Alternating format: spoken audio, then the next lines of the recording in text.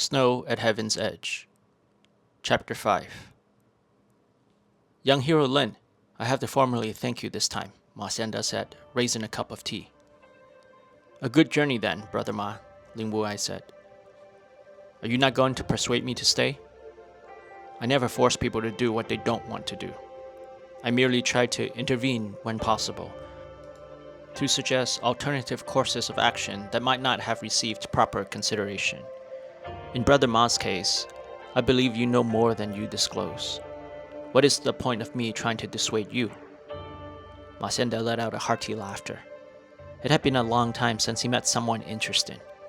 He took another sip of tea. It had also been a long while since he had tea this good. Looking out at the endless whiteness, he really did not feel like leaving, but there was no choice. Dragging others into his affairs was definitely not his way. I wish we had met under different conditions. We could be great friends, he lamented. Are we not already? I'm afraid I'm unworthy, even of an acquaintanceship in my present state. This unworthy person you're talking about has a high bounty on his head. So high, in fact, that the government sent the commander of the Imperial Guards to take it. Wei Qingren is here? Inquired Xianda. Yes, a few of his followers invited me to his tent, said Wuai as he drank his cup of tea. Then you too should probably leave, said Xianda, whose casually melancholic face wrinkled into even deeper chasms of concern. I'm not going anywhere.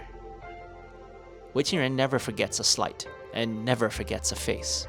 If he has seen you, then you must leave. Otherwise he would stop at nothing until he has my head, even if that includes razing this entire city, right? If you know, then why are you not afraid? It is exactly because I know, that is why I'm not afraid. You sound like someone who knows as much as I do, said Xianda. There is much I don't know, but I'm afraid Brother Ma is reluctant to tell. Xianda placed his cup on the table.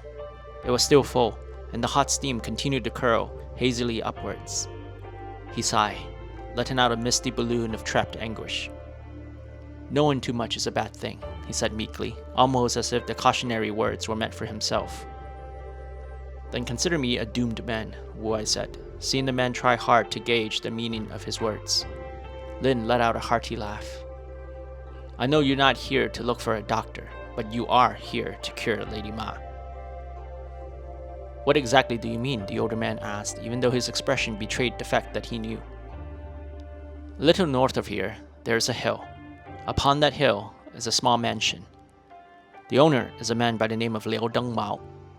He came to this small town not too long ago and told the residents here that he used to be a merchant in the capital.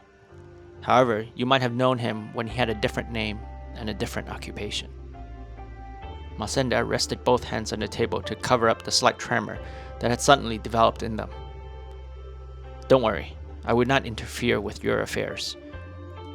But I do want to remind you that I am no clairvoyant. Therefore, I must have gotten that information from somewhere. If you go there now, it would be suicide, Lin Wuai warned. Ma Xianda studied the man before him intently.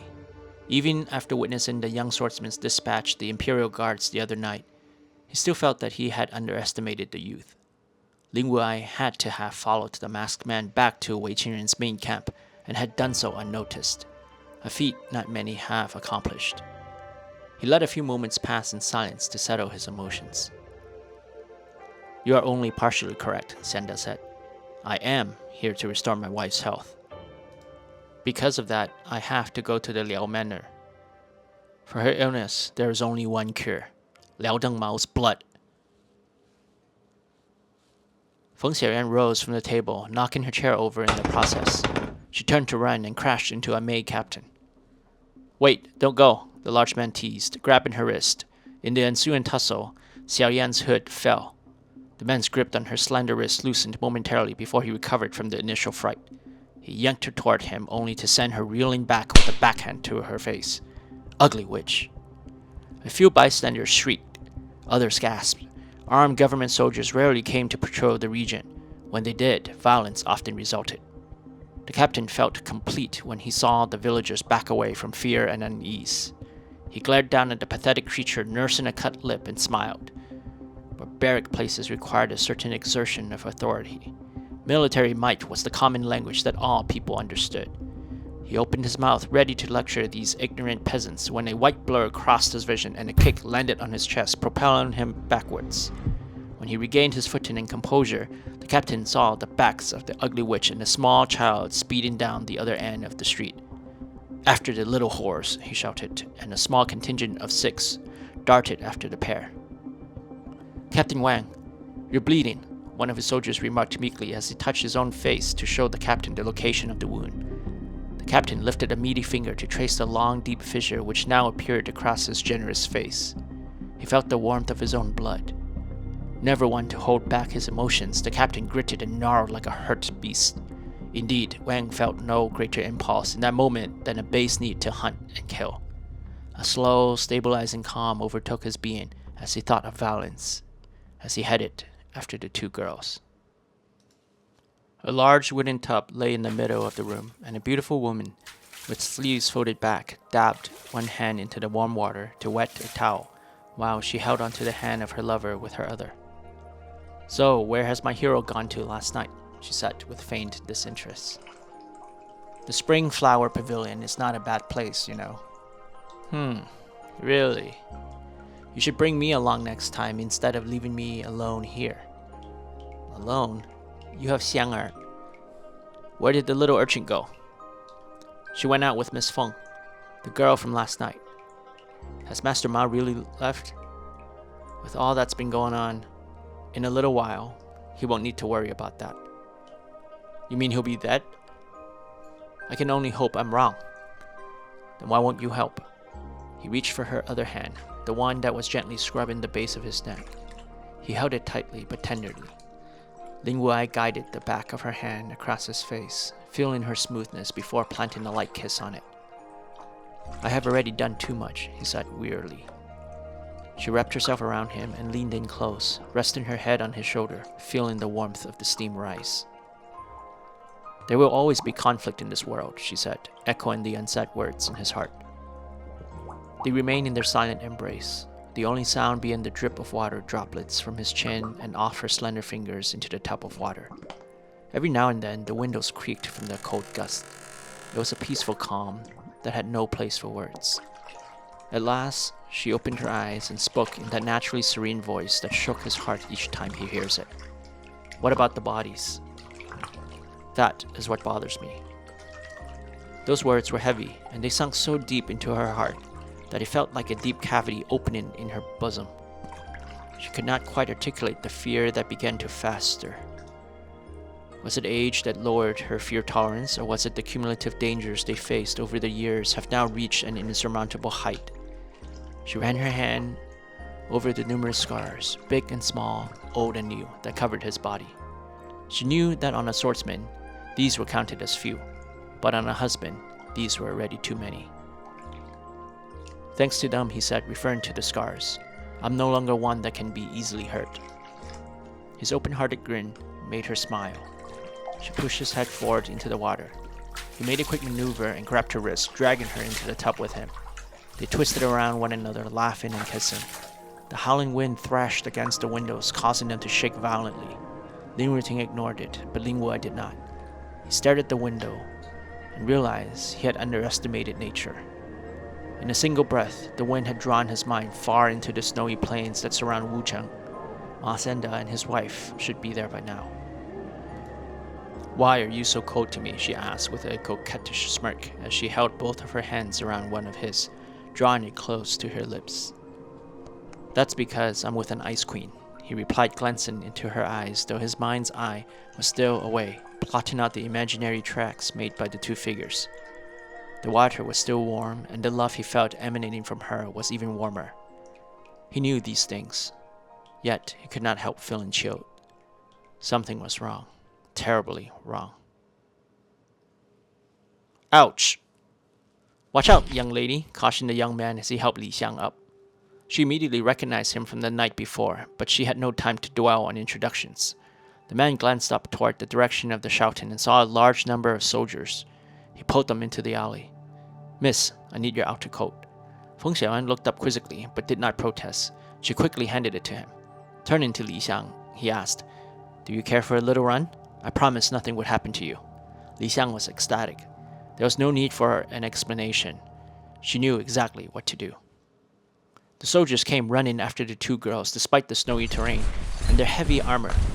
When the soldiers saw the two girls dart from the alleyway and scurried around the corner, they felt further invigorated by the thrill of the hunt. With their captain not far behind, shouting a mixture of encouragements and threats, the squadron was happy to see blood as long as it was not theirs. The small unit of men muddled through the thick slush, meandered through the wooded, leafless forest, and into an open clearing which ended with a precipice that left the two fugitives with no further escape. The men panted, but their faces showed glee and their eyes shone with a violent intent. Because of the combination of the chase and their bloodlust, the men, in their drunken, over-adrenalized state, never really paid much attention to the finer details. Not that they ever did or found the need to do so. Had they noticed how one set of footprints in the ground had suddenly become a little larger and the stride a bit wider, or that the young girl, whose back they now faced, stood much taller, whose shoulders appeared much broader, they would have concluded in the least that something was amiss. No, triumph was all they saw. Snorted the captain as his men moved aside to let him have a view of his captives. He was smiling despite the blood still oozing from his face, but upon sight of the two girls standing staring down at the abyss, he turned to the nearest man and demanded, "What is this?" Dumbfounded, the soldier gave him a wide-eyed stare. Captain Wang pushed him aside and drew his sword. He was not so blood-drunk that he could not see the fabric stretch to the seams and the coattail fall miserly short. He stopped at a safe distance. The stranger was neither extremely tall nor muscular and appeared unarmed. The girl and this man stared over the edge, contemplating their inevitable fate. The desperation revived an overwhelming sense of power in Wang. "If you throw the girl over, I might grant you a quick death," offered the captain. He waited.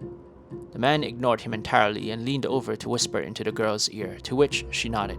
This blatant disregard for him and his authority angered the captain, and he motioned for his men to advance. Captain Wang expected a brief struggle and perhaps an attempt at negotiation or an appeal for mercy, but never had he imagined the man to resist. The man somersaulted backwards and stripped the soldier of his sword before plunging it through his chest. Many others fell nearly as quickly, and nearly a scream escaped their throats. The man hacked and thrust through armored soldiers in a phantasmagoric display of sound and light. The white grounds and the pale fog turned red. The customarily thin air condensed and thickened, and a distinctive sweet and sour scent permeated the battlefield. No wind came to disperse the smell, and it hung and lingered. Only one soldier remained.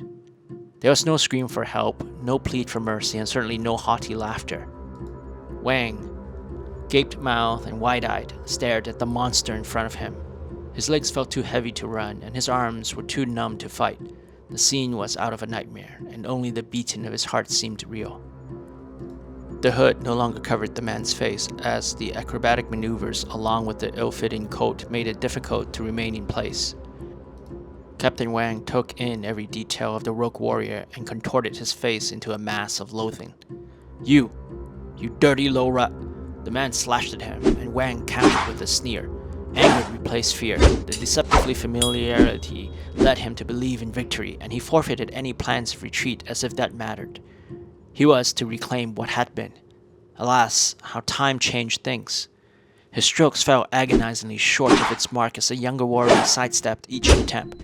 Wang counted 3 strokes, and to him victory was near. His comrades had fallen without getting this far, but he alone had forced the dirty little street beggar to retreat. He sniggered, "I'll give you another." The cut came fast, nothing more than a white flash, and Wang's arm fell onto the snow, leaving him with a bloody stump. The pain was excruciating and compounded when the man's torso fell free from his remaining limbs. Wang tried to scream, but blood, not air, filled his throat and lungs. In that moment, he wished he had fallen supine rather than prone, so that he might stare at the scoundrel's face and curse it. The snow enveloped him. Li Xiang stood as silent witness, despite the man's instructions for her to cover her eyes and ears. She stood bedazzled by the man's lightning-quick sword. All but one man died instantaneously from a fatal wound. The young man had left the captain sputtering on the frozen ground. He stabbed the sword into the snow and approached the girl. He wanted to admonish her for not heeding his directions, but was surprised to see how unflinchingly calm she was.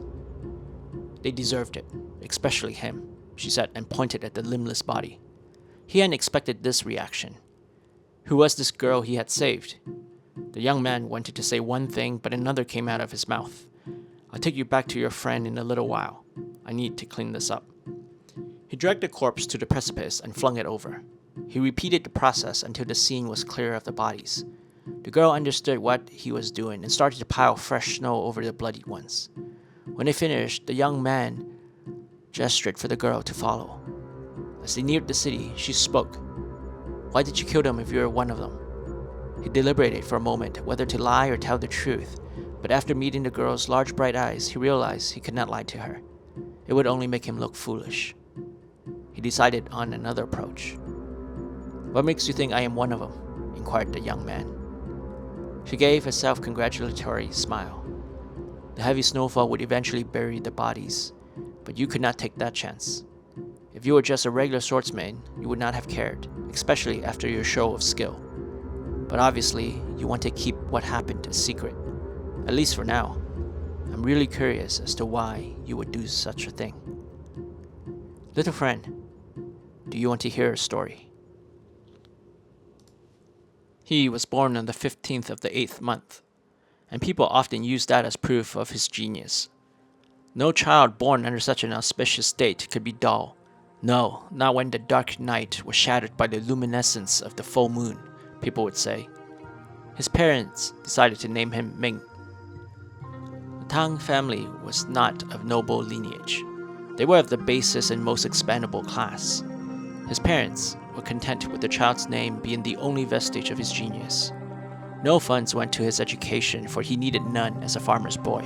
No time was allotted to his studies because all he needed to learn came through daily toil. Despite these circumstances, wherever Ming went, people barraged him with promises of future greatness and reminded him of his potential.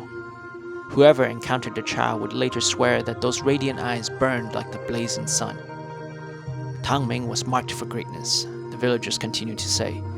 As time passed, the little Tang Ming grew increasingly restless. He was special and acted it. He rarely played with other children, preferring pensive solitude. He was special and showed it. While other boys were lazy, he was industrious.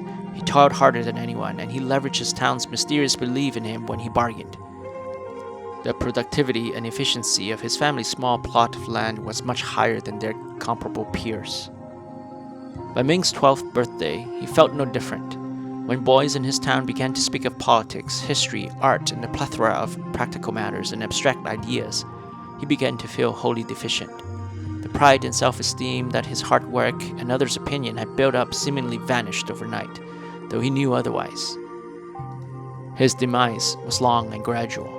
While he learned of mundane and earthly matters such as when rain would fall or which soil is most suitable for what vegetation, his peers began the arduous process of formal education. What of his faithful followers? When his mystique dried up, they deserted him, brandishing him a disappointment and failure. "What folly is it to have such high praise for a farmer's son?" they exclaimed. While these new ideas greatly shook Ming's perception of the world, his parents took it more lightly. Never having much aspiration for the child, they viewed the revelation, should it be called such, as nothing more than expectation. They relished the new situation as a necessity, for they were practical people, and reality had no room for dreams and ideals. After all, they were laborers. Even though their son showed great promise and was curious and clever by nature, they never had much hope for fear of disappointment. His father, Tang Wenxi, decided to combat his son's increasing depression by lowering the boy's ambition to quench the flames of discontent. The strategy had the opposite effect on young Ming. He grew more despondent and gave up farming, spending his days sneaking around the schoolyard where more privileged children studied and returning late into the night. Neither he nor his parents were satisfied with the situation. He wanted to learn more and quicker, and his parents wanted him back on the field to help seed and harvest. Many more months passed, and when hope grew dimmer, the discord louder, and opportunity surfaced. The Mei government, to quench the many uprisings across its empire, recruited men and boys alike. Tang Ming knew that his life was worth more than the pittance of a stipend, but the opportunity to learn to read and write and practice the art of war was worth the required sacrifice. He could not live the rest of his life as a poor farmer. Despite adamant protests from his parents, Tang Ming joined the Mei army. In the years that followed, he made great strides in his personal development under the government system that wanted and needed better soldiers than the rebels. Nepotism, however, kept his career at a standstill. No one represented this favoritism like Wang Lizhen, the son of a magistrate who was sent to the army after accidentally killing a man in his hometown. Despite his incompetence, Wang received the best training, the most leeway, and constant promotion. He was also prone to envy. Tang Ming, whose quiet poise attracted others to follow even without formal authority, posed a threat. Wang decided to squelch this flame. Wang Lizhen, along with Tang Ming, were amongst the men on a difficult reconnaissance mission. The assignment served as a test to eliminate the weak and promote future leaders. After a full month, only 2 from the unit returned, Wang being one of them. They had failed. Tang Ming had deflected, and Wang had no choice but to kill him. Pang Weifeng, the other survivor, attested to the validity of the accusations. Mei law dictated that treason was punishable by death. The traitor and any known friends and relatives included. Tang Ming had few friends, but his parents bore the punishment of his crime and sentenced to death. Most of the town witnessed the execution. Many lamented the fate of the parents and bemoaned how unfortunate that they were to have such a son. The 2 wept, and through their tears cursed the heavens and Tang Ming. Why can he not accept his destiny? All that he believed in were but empty dreams, and because of his folly, he and his parents had to suffer this cruel fate. From the Tang's tragic tale grew a fable for other parents to teach their children, and for the government to educate the masses. The story spread across boundless lands and told countless times until even Tang Ming, the traitor, thought death heard it. His heart bled and his soul wept, but his will remained intact. Nobody knew how he survived, for Wang Lizhen had mortally wounded him and tossed him off a cliff. Equally mysterious was his vastly improved swordsmanship. When asked, Tang Ming would say that he used the 2 years of anonymity to study under the prestigious schools of the time like Kunlun, Wudang, and Huashan. His style resembled a little of each, but also perversely different, almost to the point of mockery. It was, as described by the few witnesses who saw it, something foreign and cold. Perhaps this was true. He was nothing more than the flesh and blood executor of the sword art. By and large, that was the story he told, and the story that Li Xiang believed. He had paused at the right moments and choked on the right words. His voice quivered when she expected it. There were questions, of course, but they did not matter. She held him, her head buried into his side, tears drenching his clothes. A deep sorrow overcame him, and he knelt down to hug the girl in return. In that moment, the strong warrior, the man who suffered through blood and sweat but forgotten how to cry, had his vision blurred by a cascade of emotions. Hey, you've made it to the end. If you like it so far, please subscribe and like. This lets me know I'm on the right path. And if you can't wait for the next installment of Snow at Heaven's Edge, then head on over to Amazon and read the story in its entirety for free if you have Kindle Unlimited. Alternatively, you can check out Dreamweaver and Duo on Mount Taiyuan as well. Both of these stories are done and available for free here on YouTube, Spotify, and Audible. If you want to support me, please consider going to my Ko-fi and being a member. Have a great day.